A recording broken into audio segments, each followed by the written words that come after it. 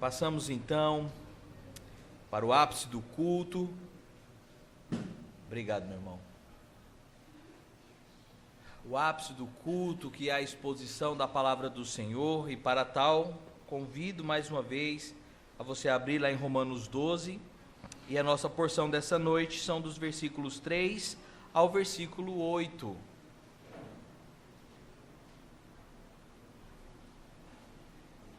Romanos 12, do versículo 3 ao versículo 8.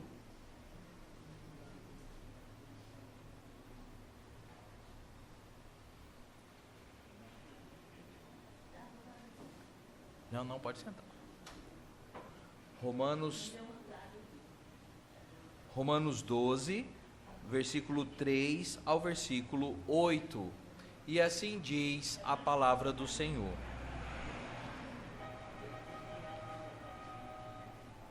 Crianças, acharam? Romanos 12.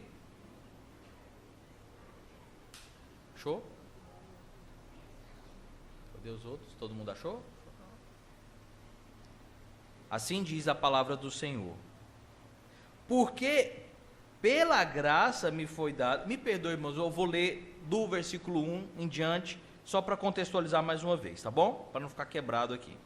Rogo-vos, pois, irmãos, pelas misericórdias de Deus, que apresenteis o vosso corpo por sacrifício vivo, santo e agradável a Deus, que é o vosso culto racional, e não vos conformeis com este século, mas transformai-vos pela renovação da vossa mente, para que experimenteis qual seja a boa, agradável e perfeita vontade de Deus. Porque, pela graça que me foi dada, digo a cada um dentre vós, que não pense de si mesmo além do que convém.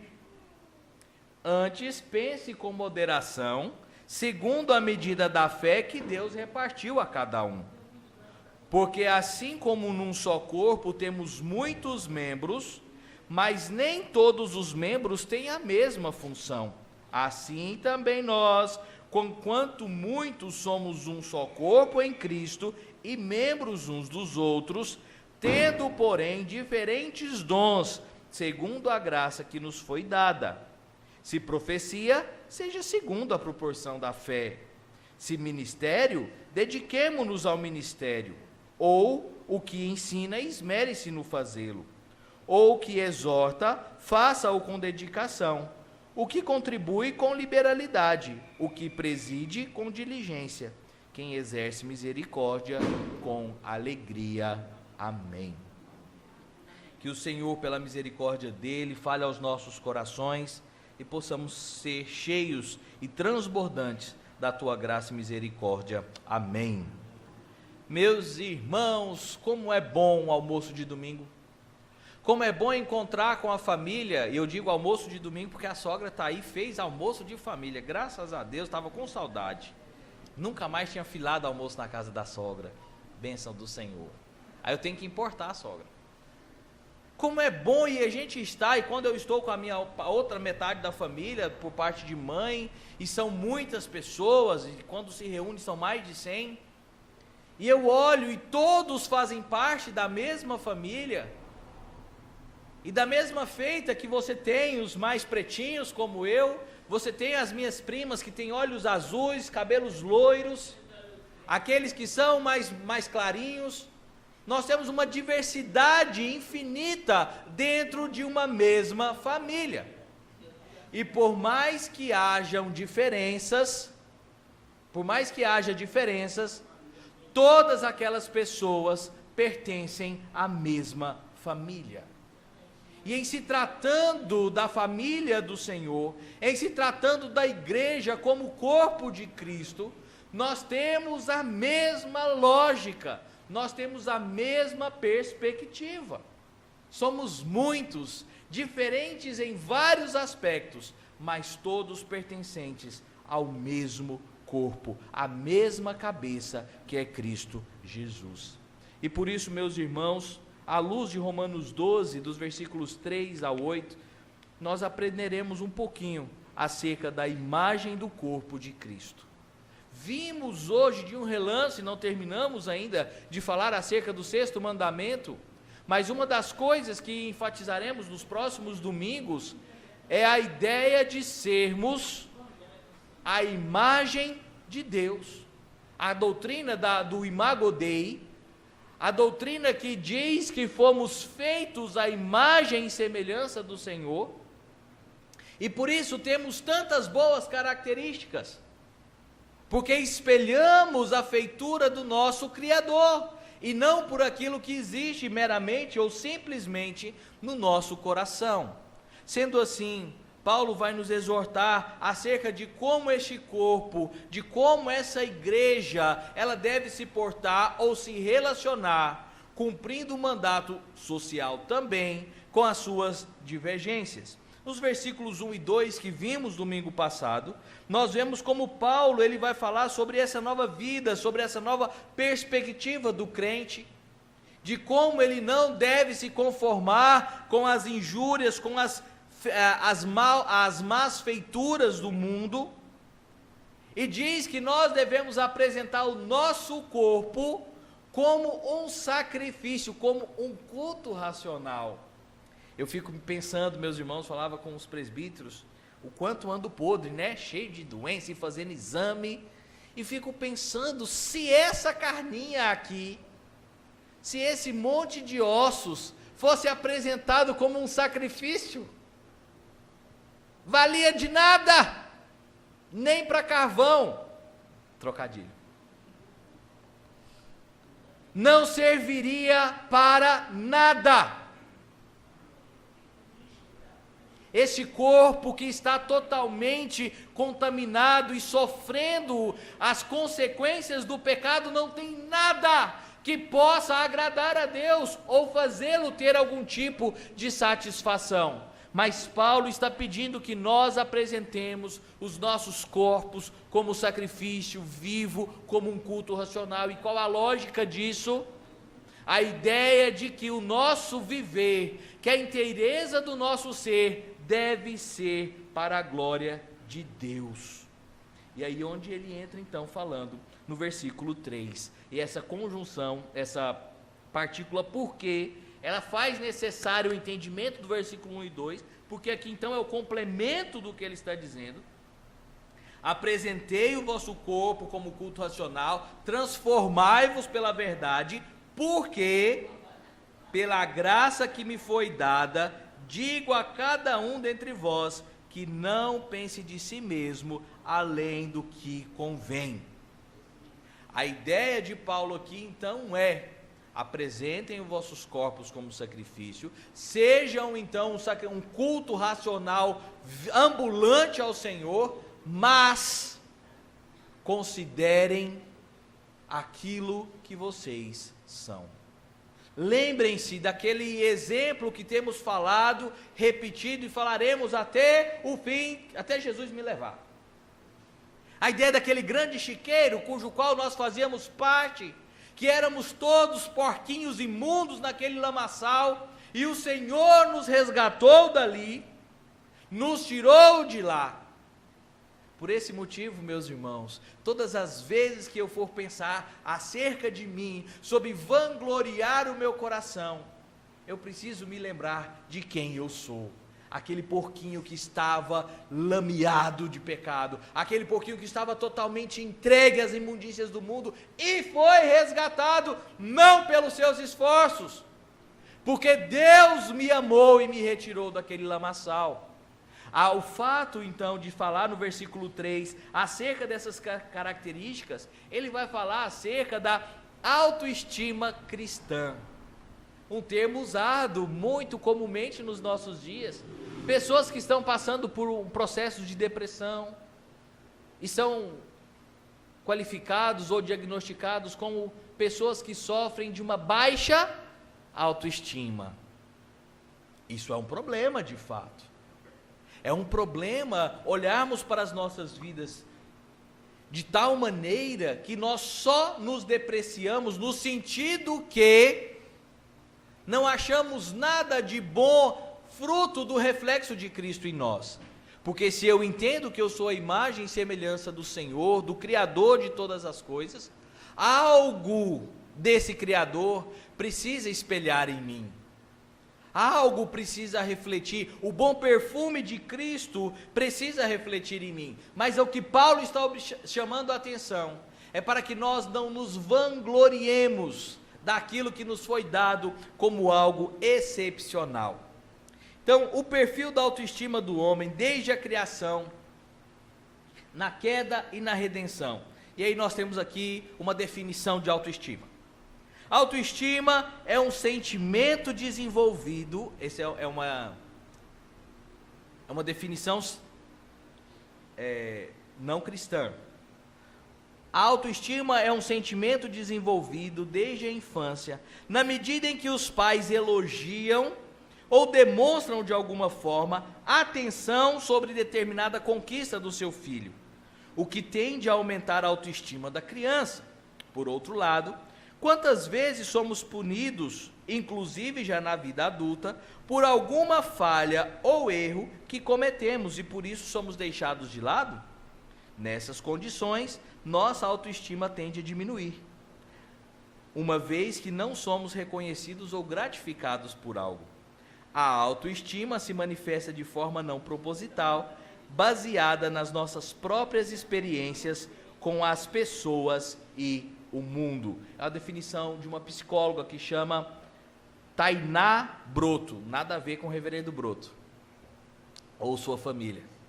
Essa definição, ela não podia ser pior, porque ela está aqui então restringindo isso que nós chamamos de uma autoestima, ou aquilo que nós pensamos acerca de nós mesmos, como algo que é determinante.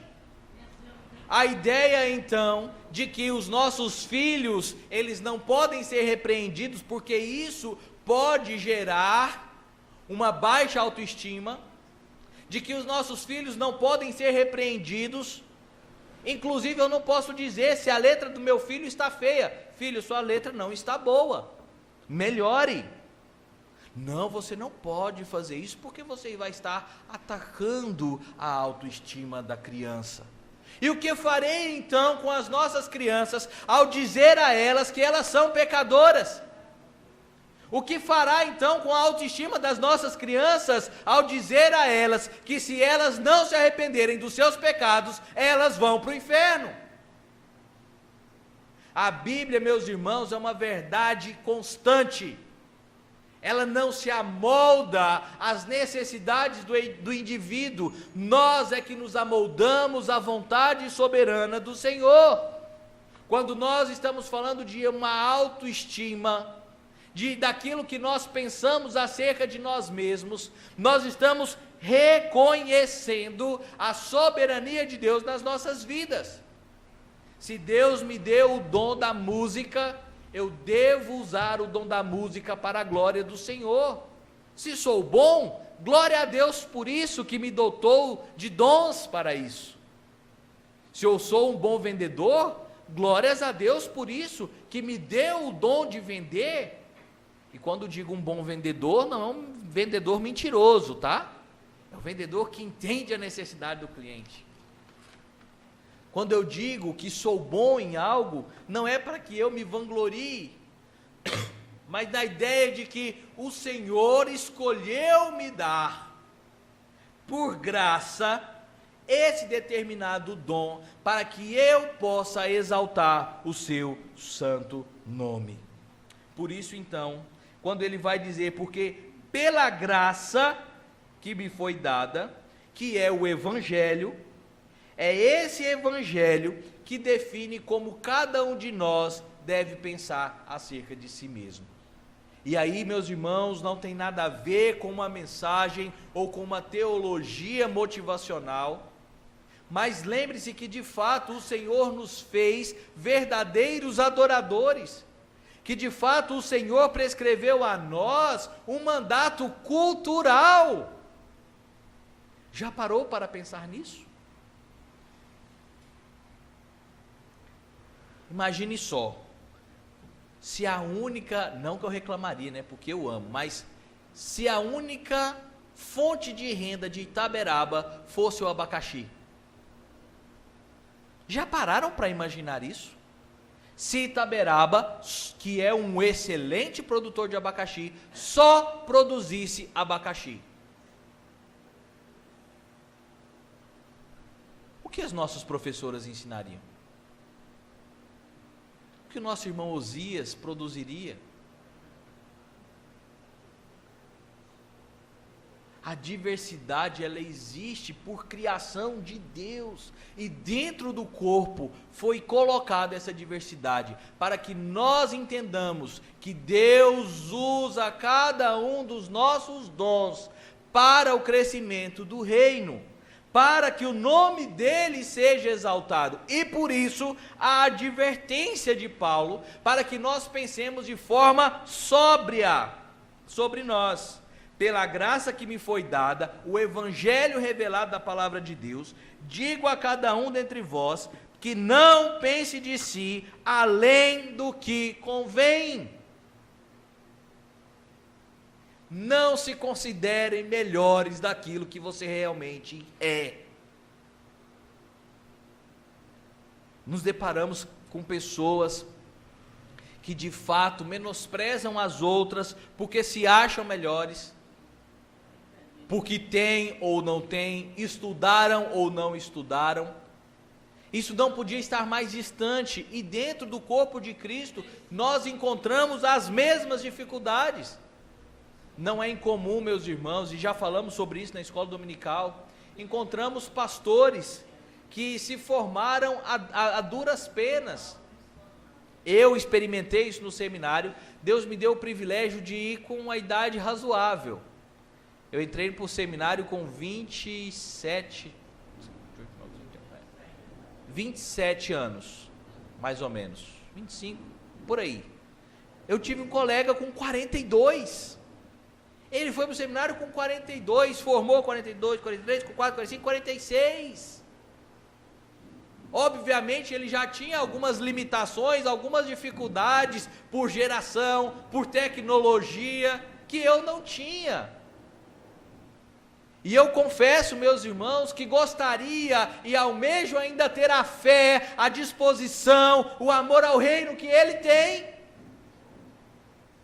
Entendam que esses dons, essas características, esse amor pelo reino, ele é dado nas porções corretas para que o corpo cresça. Pelo fato de Itaberaba produzir abacaxi, pelo fato de Itaberaba produzir os sapatos, roupas e afins, pelo fato de nós termos na igreja bancários, termos pessoas do comércio, enfermeiros, advogados, Deus faz com que a igreja cresça.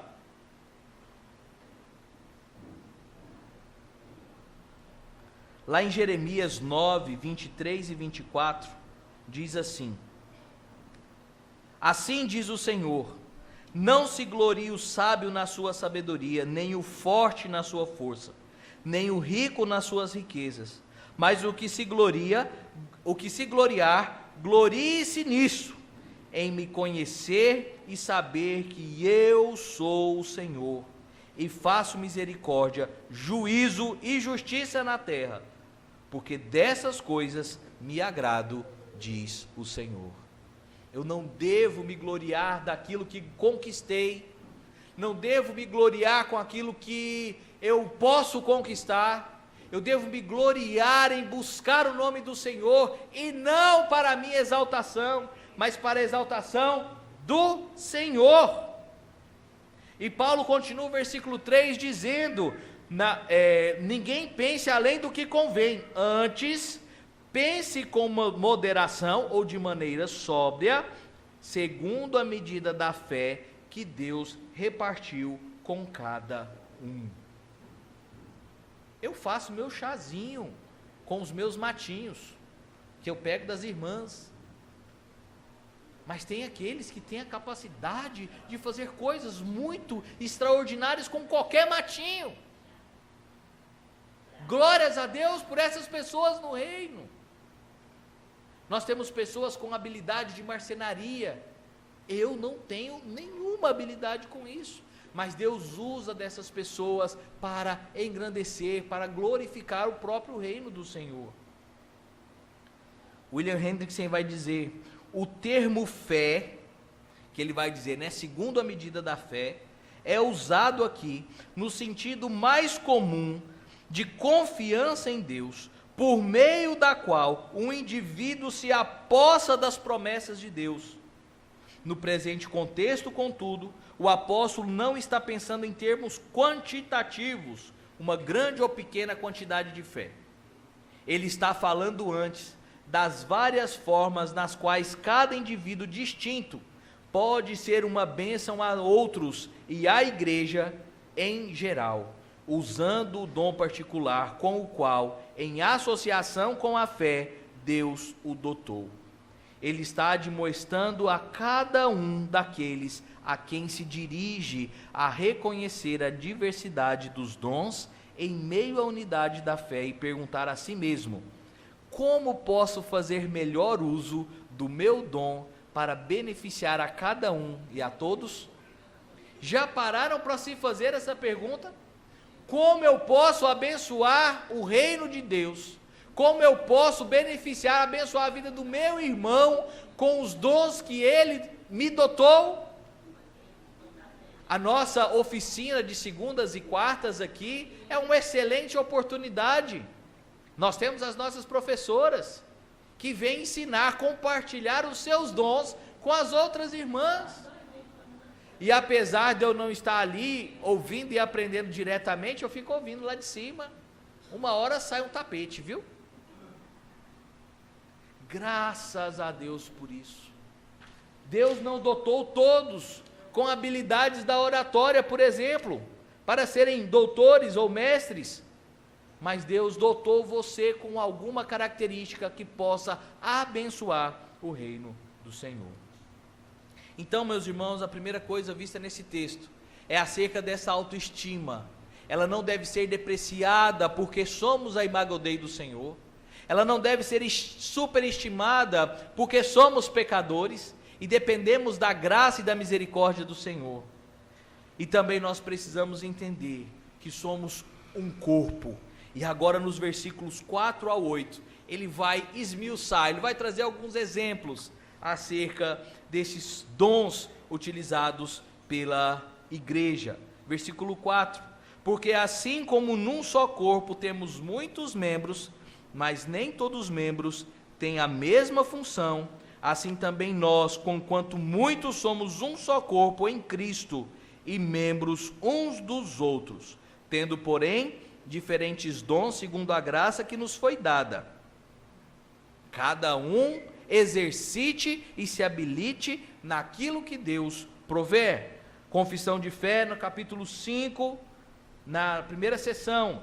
Pela sua muito sábia providência, segundo a sua infalível presciência e o livre e imutável conselho da sua própria vontade, Deus, o grande Criador de todas as coisas, para o louvor da sua glória, da sua sabedoria, poder, justiça, bondade e misericórdia, sustenta, dirige, dispõe e governa todas as suas criaturas, todas as suas ações e todas as coisas, desde a maior até a menor.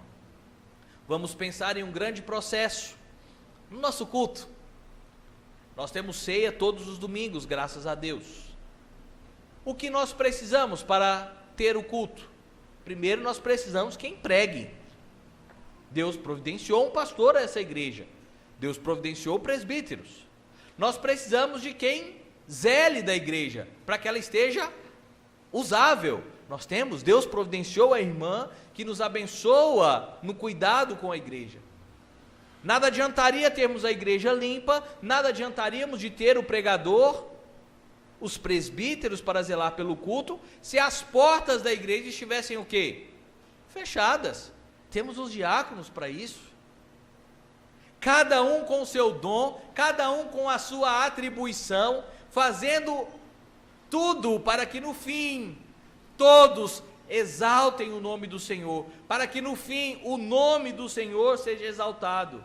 Na sua providência soberana, Deus utiliza de todas as ferramentas que Ele disponibilizou no seu reino, para que o seu nome seja exaltado. É por isso, meus queridos irmãos, que até mesmo dos ímpios, Deus se vale para abençoar os seus. Quem tomou vacina esse ano? Cadê o irmão Ailton? Com certeza, se você não tomou, procure o irmão Ailton, ele vai providenciar para você. Será que todos os cientistas, eu acredito que pelo menos alguns, será que todos os cientistas que fizeram as vacinas são cristãos? Eu acredito que não. Mas eu posso afirmar para vocês, e agora no espírito de pré-comemoração da Reforma Protestante, aniversário da Reforma, que as maiores invenções do mundo, as invenções que mais influenciaram a humanidade, todas elas, eu estou sendo enfático, todas as grandes invenções, todas as grandes coisas inventadas, todas foram por mãos de cristãos. Se Deus me der a graça um dia trazer um amigo biólogo, calvinista, cessacionista, chama Dr. Maurício, e ele traz as evidências históricas de que as grandes invenções que mudaram o mundo foram por mãos de homens cristãos. Deus usou o povo para abençoar o mundo todo. E o inverso também é real. Os dons que Deus dá a cada um são no final para que o nome dele seja exaltado. E então agora Paulo, caracterizando isso, ele traz uma série de exemplos para que então nós possamos pensar acerca do reino. Então no versículo 6 ele vai dizer: se profecia, seja segundo a proporção da fé. Pastor, mas você está falando de profecia, nós somos cessacionistas, nós não cremos em novas profecias.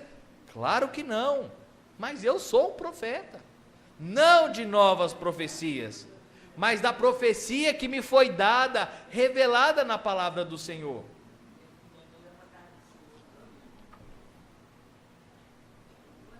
A palavra profecia aqui, no grego, ela significa discurso emanado da inspiração divina, segundo a proporção da fé. Então, se é me dado o dom da profecia, de profetizar acerca daquele que se revelou na palavra de Deus, acerca de Cristo Jesus, devo fazê-la com esmero. Devo fazê-la observando o mandamento de não chamar o nome do Senhor em vão, de não pregar heresias, de não pregar contra as verdades do Senhor. Todos os nossos dons devem ser utilizados para a glória de Deus. Sendo assim, meus irmãos, tudo o que nos é dado deve ser efetivado. Segundo exemplo que ele traz, o exemplo do ensino.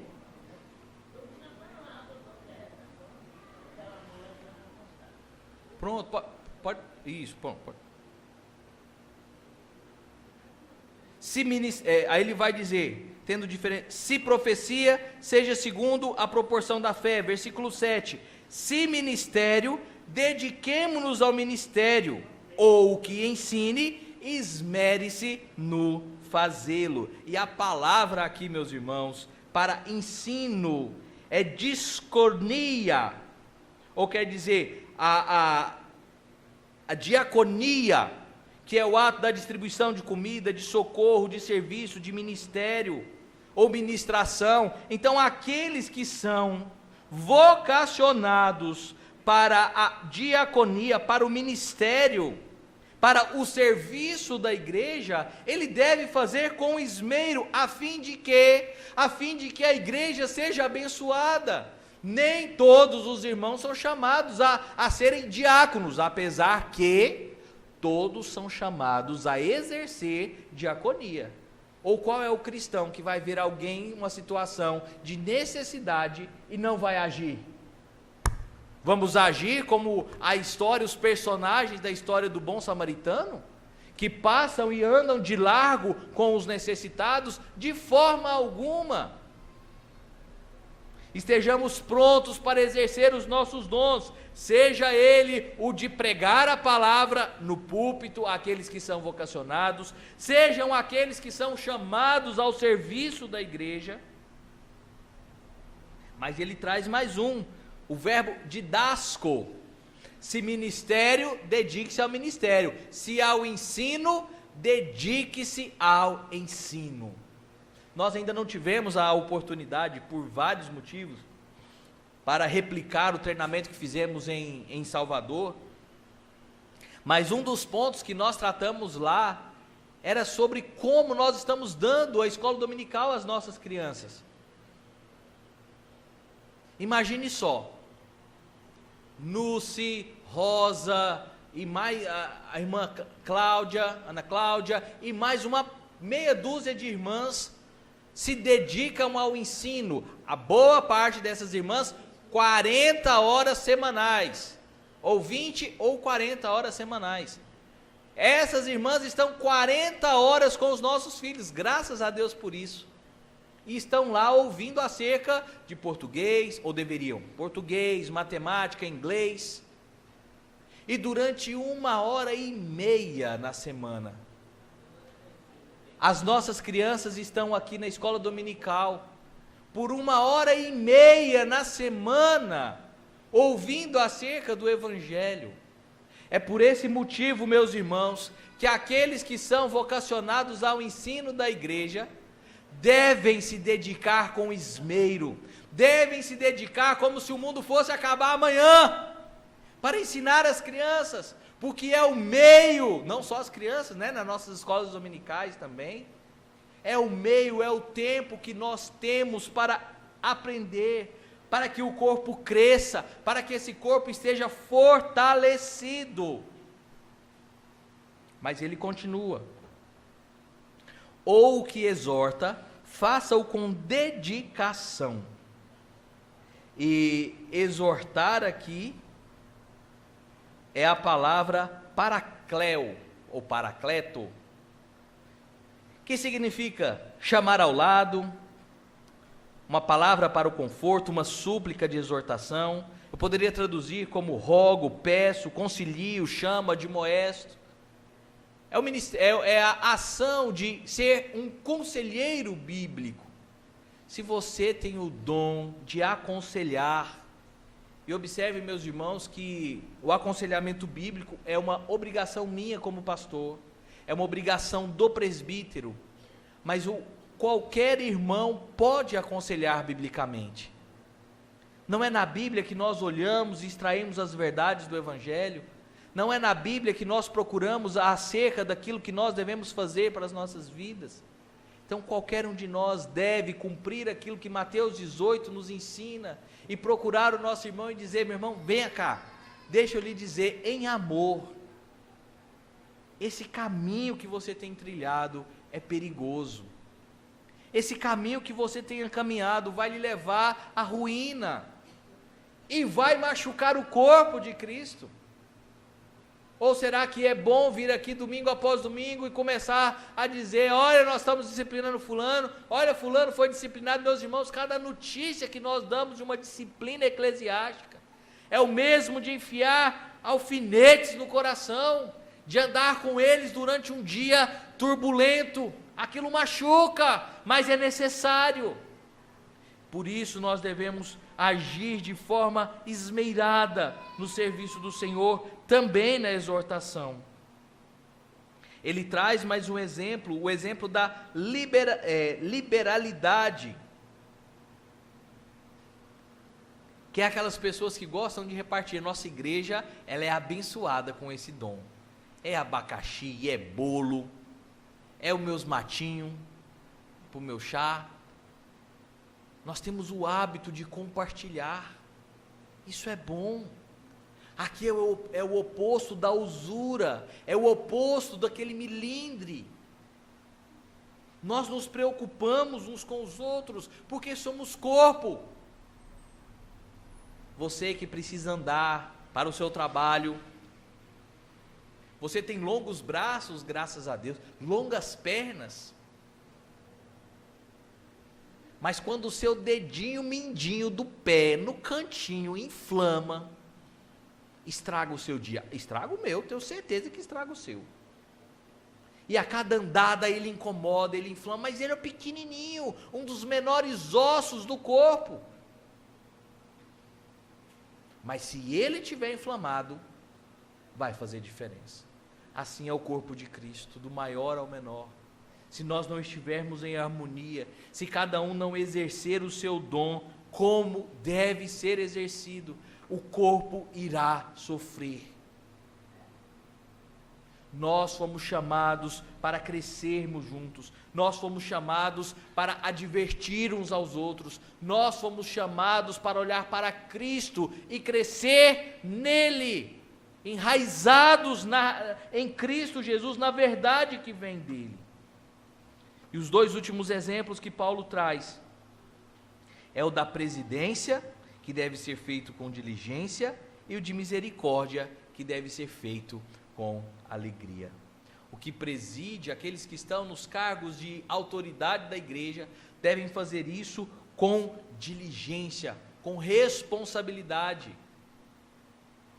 Aqueles que trabalham no comércio, que trabalham com caixa, sabem do que eu estou dizendo. Como é agoniante você chegar no final do seu turno de trabalho, cansado, e ver que faltou R$50 no seu caixa. O dinheiro é do seu patrão, não é seu. O dinheiro que o conselho gere dessa igreja é do Senhor. A disciplina eclesiástica que é administrada na igreja é do Senhor. E por isso deve fazer com toda diligência, com todo carinho, com toda dedicação, porque a casa, o reino tem dono e é o Senhor criador de todas as coisas. E para fechar, ele vai falar sobre misericórdia. Eu posso até entender como igreja que devo cuidar do necessitado. Eu posso entender até que como igreja eu tenho que acudir o necessitado, mas tenho feito isso com alegria? Tenho feito isso pensando no crescimento do corpo? Não precisa fazer o teste, mas veja na internet o que vai acontecer. Se você pegar um arame e amarrar na sua perna, abaixo do joelho, e puxar forte, e deixar por alguns minutos, você não precisa de muitos. Em poucos minutos você perderá a sua perna. Porque aquele membro não será alimentado pelo sangue. Ele não receberá oxigenação. A mesma coisa acontece na igreja. Se nós esganamos, se nós nos sectarizamos, se nós dividirmos a igreja, alguém vai ficar mal alimentado, alguém vai ficar mal nutrido, alguém vai ficar menosprezado, e não é essa a função de corpo.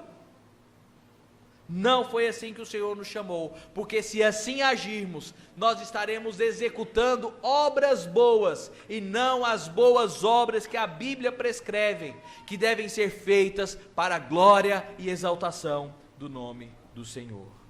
Sendo assim, meus queridos irmãos, para que o nome do Senhor seja exaltado, devemos olhar para nós, para o nosso íntimo, como feitura de Deus. Devemos valorizar os nossos corpos físicos como uma dádiva, como uma mordomia que o Senhor nos dá. Devemos adorá-lo com inteireza, porque Ele nos fez com esse propósito. E cada dom que foi confiado a você deve ser exercido para a glória de Deus. Se você guardar o seu dom, você prejudicará a igreja. Se você guardar o seu dom, você será cobrado por Deus, porque você não exerceu a mordomia que Deus confiou às suas mãos. Que Deus então possa nos fortalecer como corpo, e como corpo possamos participar da santa mesa do Senhor, para a glória dele. Amém.